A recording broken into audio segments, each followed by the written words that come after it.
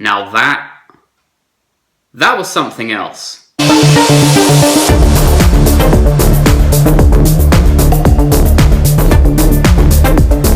Hey guys, how you doing? It's Chris Haydon here, and today I have a review for you of the latest film from Nicolas Winding Refn, The Neon Demon. Now, like with all films from Nicolas Winding Refn, this film arrives in cinemas with a level of stigma attached to it. There's a level of controversy surrounding the film, surrounding the processes of the film, and all this does is just generate buzz, and this is entirely deliberate to make people either want to see the film or get people talking about the film. Now, I've always said that films that totally divide audiences are the best kind, because whatever side of the fence you may sit on, whether you love them, whether you loathe them, these films have had an emotional impact on you. They have made you think. They have got under your skin, and consequently you want to talk about them and share your feelings and your experience. Now, Nicolas Winding Refn is entirely aware of how his film is going to be perceived. He is a fantastic auteur who can build a tremendous frame, who can create a tremendous image, and he does this deliberately to entrance you and divide you. He wants people to love his film and he wants people to hate his film. He is a provocateur. He is a voyeur. He is trying to tantalise. He is trying to tease. He's even trying to annoy.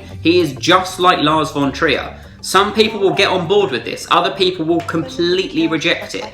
And either which way is totally fine. So what's it all about then? Well, the film follows Jessie, played exquisitely by Elle Fanning. She's a small town girl with big city dreams who moves to LA to pursue her career in modelling. She has a very particular image, which is something that's most desirable to fashion designers and fashion photographers. She's almost virginal. It's like she's forbidden. And she comes into a market that's completely crowded with beautiful women, women of power, women who are not afraid to step on one another to progress their careers. And soon they see this young girl simply swan in and start taking away all their jobs, stepping ahead of them in the pecking order.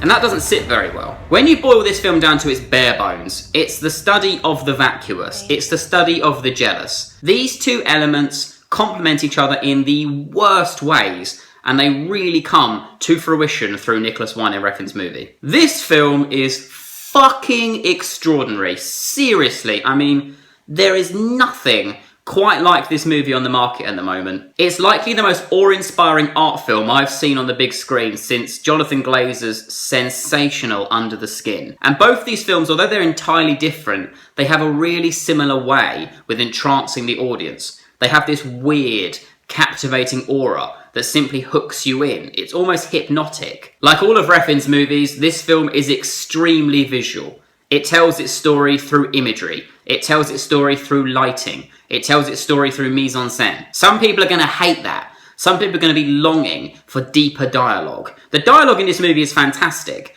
but it's not exactly what you would call Hollywood A-list screenwriting. This is a film that's supposed to be ingested as an audio-visual medium. You don't really gather the story and the ideals through the dialogue. The narrative is a part of the film, but it's not the whole film. Some of the images in this film are just unbelievable. I mean, the use of mirrors and prisms and almost refracting and reflecting light is just astonishing. Refn is a screen artist, and he builds a frame with such magnetism, with such volume. You just cannot help but stare at it, slack-jawed. You're just in awe of how he has managed to compose these images and put them in a sequential order.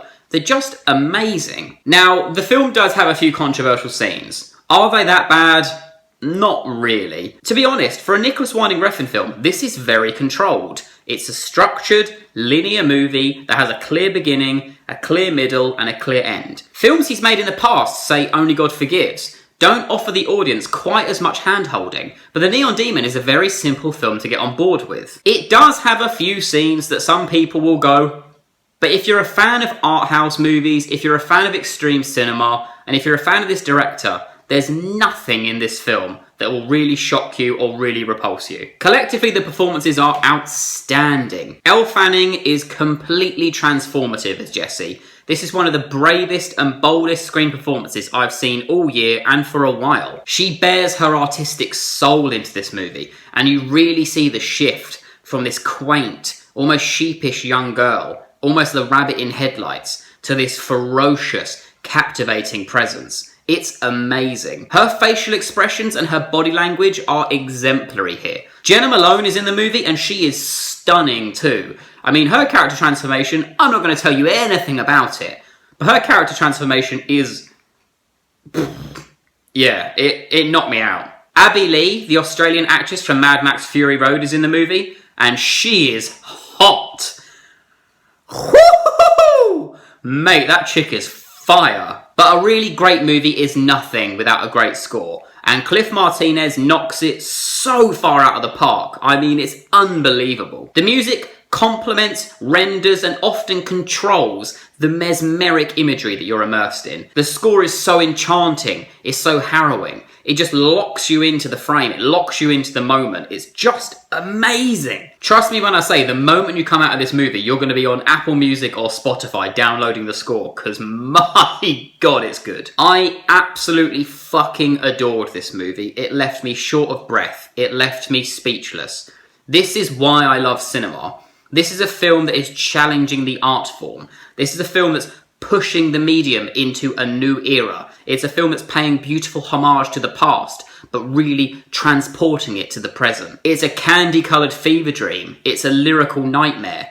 It's the weird, obscure love child of Gaspar Noé and Dario Argento. It's just astounding. The Neon Demon is one of the year's boldest and best movies. In fact, it's probably the year's best so far. And that concludes this review, guys. I sincerely hope you enjoyed it. If you did, remember to smash that like button and give me a thumbs up. And if you haven't already, hit that subscribe button and get involved with the Midas Touch. And I'll see you very soon indeed for another video. But until then, I'll see you later.